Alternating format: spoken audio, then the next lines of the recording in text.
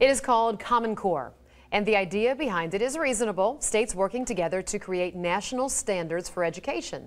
Standards that are designed to be robust and relevant in the real world. Well, it sounds good.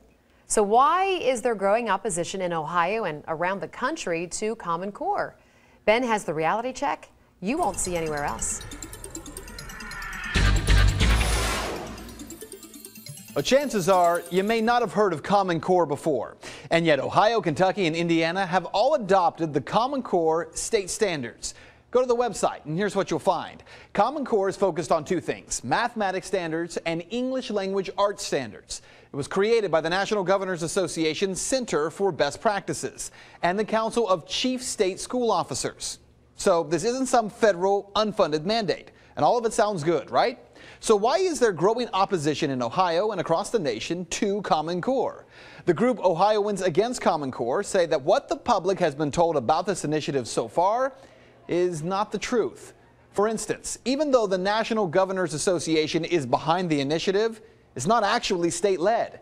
The Common Core standards were initiated by private interests in Washington, D.C., not from state lawmakers. The National Governors Association and the Council of Chief State School Officers are both D.C.-based trade associations.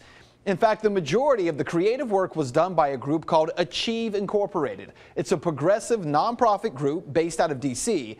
and received a lot of funding from the Bill and Melinda Gates Foundation.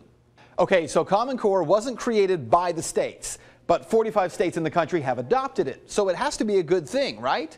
Well, even though the National Governors Association is cited as the author of Common Core, the feds have had a big hand in it. The Department of Education helped to create Common Core, poured hundreds of millions of dollars into two consortia that are creating national tests aligned with Common Core. And the states that adopted it, well, they did so to remain eligible for Race to the Top federal funding. So with the feds involved, what does Common Core actually mean for states? Well, for starters, Common Core establishment no longer claims that the standards are internationally benchmarked. Their website now states they're informed by the standards of other countries, though there's no definition of informed by. It means streamlined curriculum created not by the states, but by private associations and nonprofits in Washington, D.C. The Fordham Institute, a proponent of Common Core, admits that several states had standards that were superior to CC, and that many states had standards at least as good. Common Core has been described by many as a, quote, race to the middle.